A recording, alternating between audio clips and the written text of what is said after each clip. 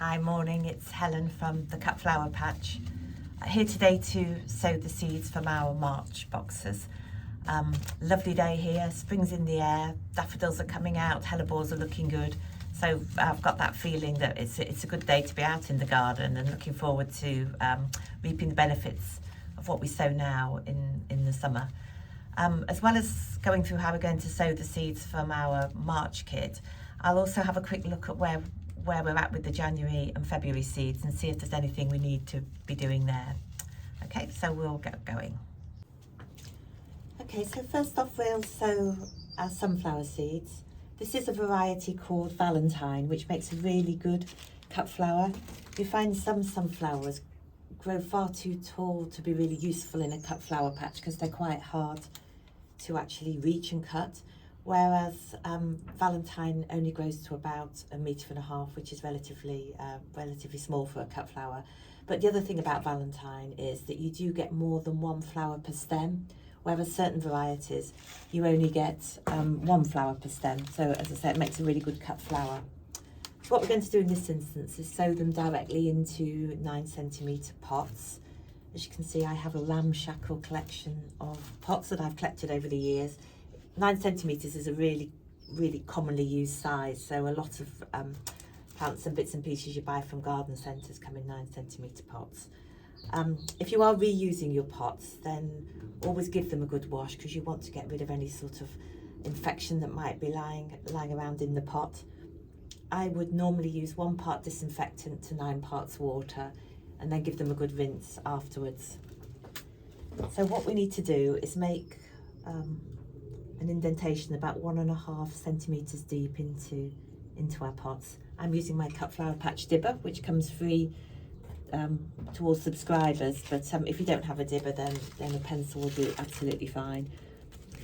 Then we're going to just put 1 sunflower seed in each of these pots. They're nice, not too small, these seeds, as you'll get to learn. I'm not very good with very small seeds, so all the seeds in the March box aren't too small, so that's good. Then we're just going to cover those with compost, and then going to water those.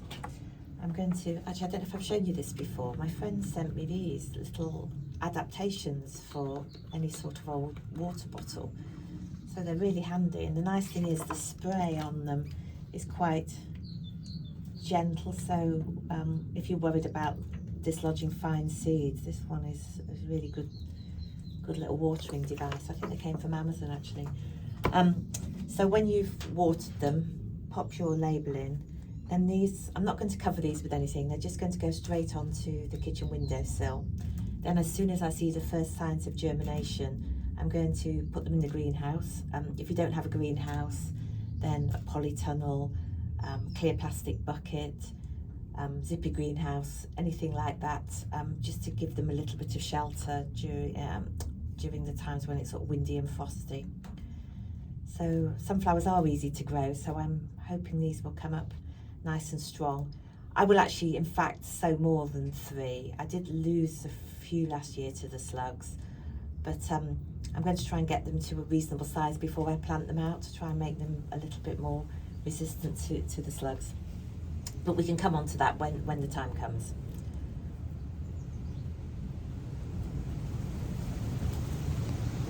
Okay, so next I'm going to sow our cornflower. I think cornflowers are lovely. It's a real traditional cottage garden flower, and I think every cut flower patch should have some cornflower. They are quite easy to grow. I really struggled last year with slugs though. Every time the seedlings started to come up, I'd get up in the morning, have a look, and the slugs would munch their way through them. Finally, by 4th sowing, I did get some success, but I just had to really keep a close eye on them. But as I say, they are easy to grow. It's just making sure you protect them from anything that might enjoy eating them. So what I've done, I've filled a 24 cell tray with multi-purpose compost. I am actually going to sow half the tray with cosmos and half the tray with cornflower, but I will come on to that.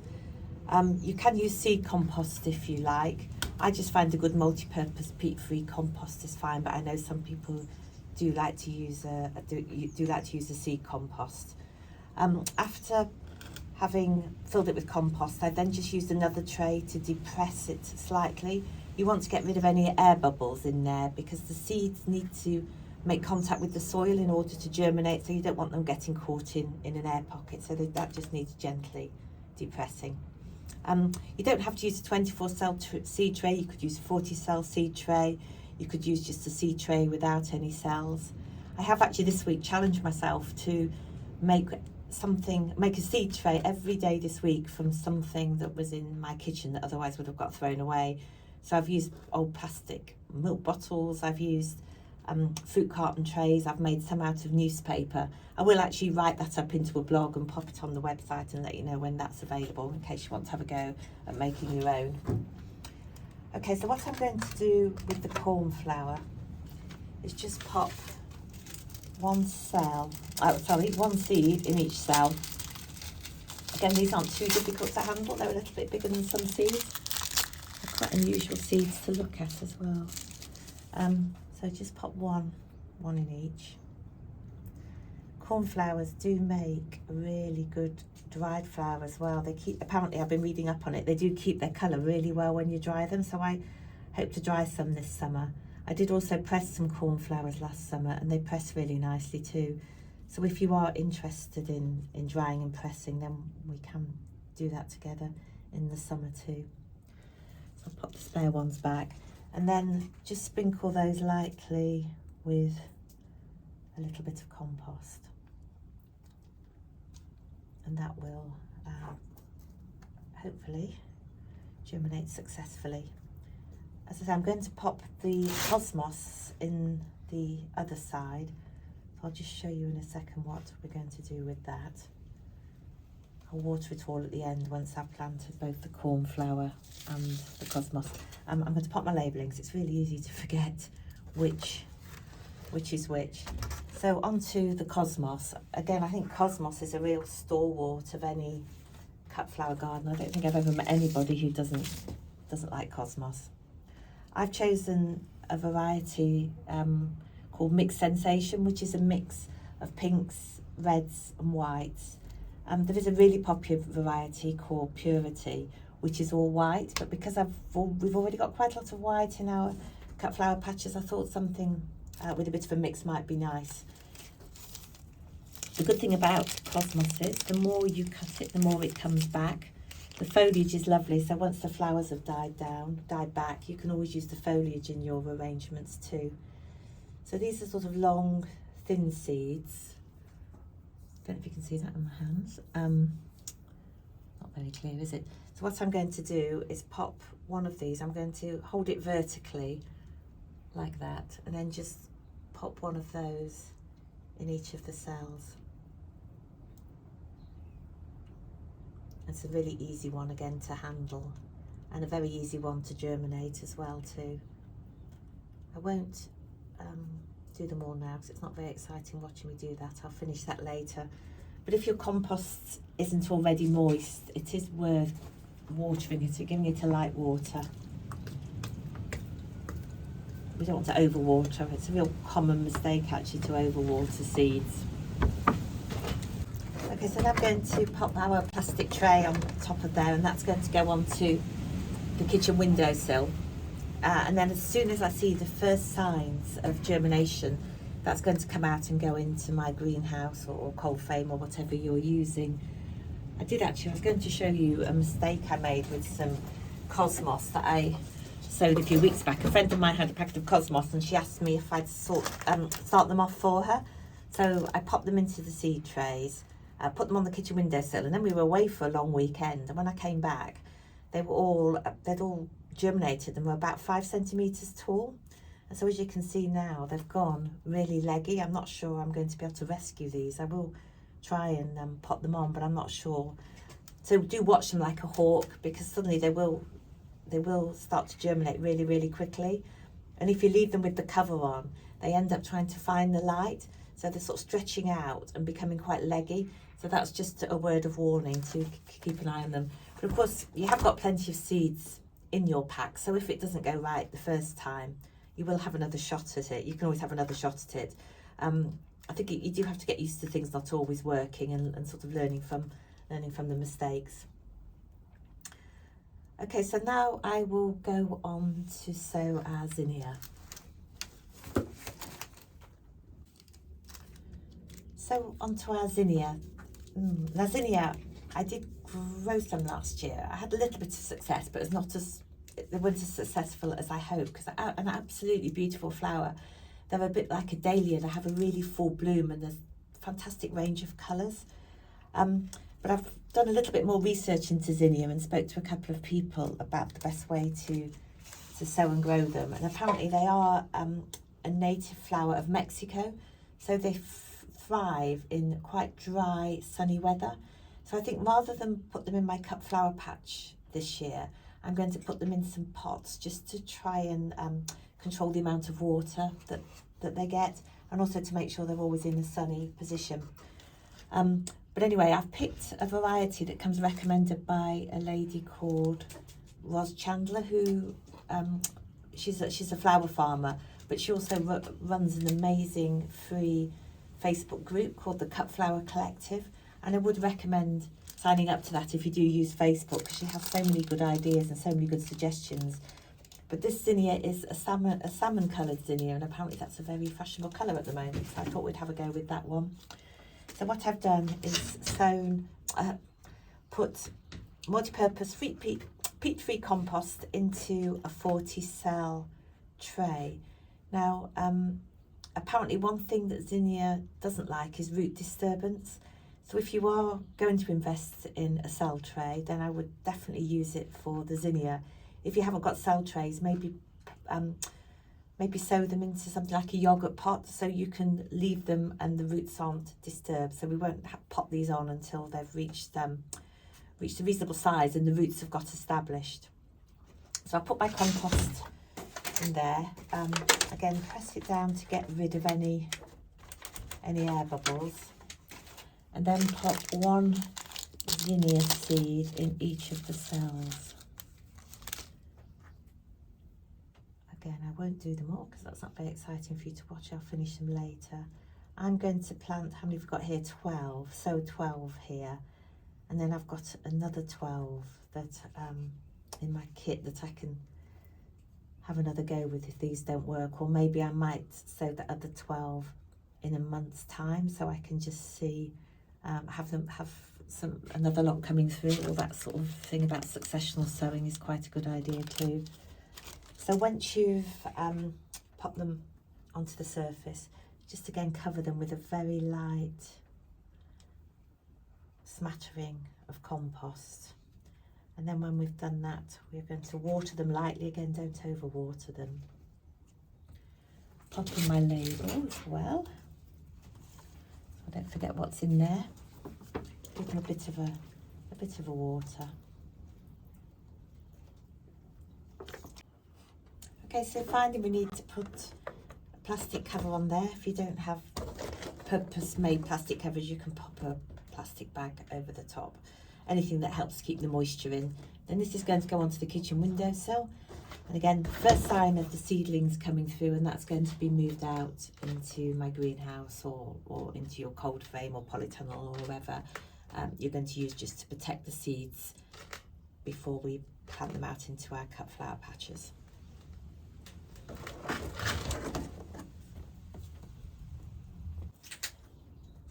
So the last thing we're going to sow today for my March kit is a grass, not a flower, Briza Maxima, also commonly called greater quaking grass. It's really super easy to grow, and it's quite a simple addition to your cut flower patch. It makes a really good filler. So it gives, and also it gives your sorts of vases quite a unique feel. So it's a very unusual grass, and I think hopefully we'll be really pleased with this one. So 9cm pots again, filled with multi-purpose compost. I'm going to make a little hole in each one, about 1/2 centimetre deep. I think as well as having, I don't think you'll need a lot of these in your cut flower patch. It does produce quite a lot of stems. I'm going to, I think, probably put a couple in the patch and then maybe grow some to put in a container as well. So to make quite a nice backdrop for a container too. These are unusual looking seeds, sort of husk-like seeds. I'm going to pop a couple in each hole. These are obviously different to the cut flowers that we grow. We're not going to be pinching these out or pricking them out either, so they're going to stay in these pots until we actually plant them out into our patches. So a couple of those in each cell. Cover those up, water them, and again they will go onto the kitchen windowsill until I see the first signs of shoots coming through, and then they'll come out into the greenhouse. Just pop these away. There's a lot of these in your pack, so you can sow more of them over the course of the summer. Save some for next year, give some away. And then obviously I need my label, and that is everything sown for March. So we'll look forward to seeing those all start to germinate in a week or so's time. I also wanted to have a look at where we were with the seeds that we sowed in January and February. So these are the sweet peas that I sowed at the beginning of January. Happy with the way they're looking. They haven't gone too leggy. They're starting to grow some leaves. I'm not going to do anything with those as yet. I'm going to wait until there's another set of leaves appear on here, and then I'm going to pinch those out. So we'll take out that top set of leaves. So that's all looking very healthy. So that's encouraging. The delphiniums, they were quite a bit slower getting going. You do have to be quite patient with delphiniums. They don't actually germinate as quickly as other things. If you remember, we popped our seeds in the fridge for a week so they could go through the stratification process in order to break the dormancy. And then we sowed them, and then they went in the dark for until they actually started to germinate, and that did take a few weeks. But you can see now, I don't know if you can see that actually, but they are starting to come through, and they look quite healthy. So I'm pleased with those. Then they're not an easy flower to grow, so if we can get a few of those coming through, that would be fabulous. Then we also have our Gypsophila and Gadesha. Actually, firstly the Gadesha. So this is at a point now, here's the Gadesha, where we've got our two true sets of leaves, as they call them. So that means it's time to prick those out and pop them on into 9cm pots. I will go through that process in another video, because that process is used for lots of these flowers that we're growing. So it's quite good to have that sort of as a permanent feature on the website. The Gypsophila as well, that's also getting to the point where it's probably ready to be pricked out. Actually, these are starting to crowd a little bit. So what I will do is thin these out a little bit, so the less strong looking seedlings I will remove and get rid of those. It always feels mean, doesn't it, taking them out? I hate doing that, but in order for the stronger ones to sort of survive, you do need to, I'm afraid, get rid of the ones that aren't looking so strong. And there's quite a few of those now actually looking at this. So I will just go through those and just take out some of the smaller seedlings. February seeds, they're all looking pretty good. We've got our Achillea here and Argyritum here. They're all quite small, but they are looking absolutely fine. So they will need pricking out at some point, and maybe some of them will need thinning out, but I'm going to leave those as they are for now.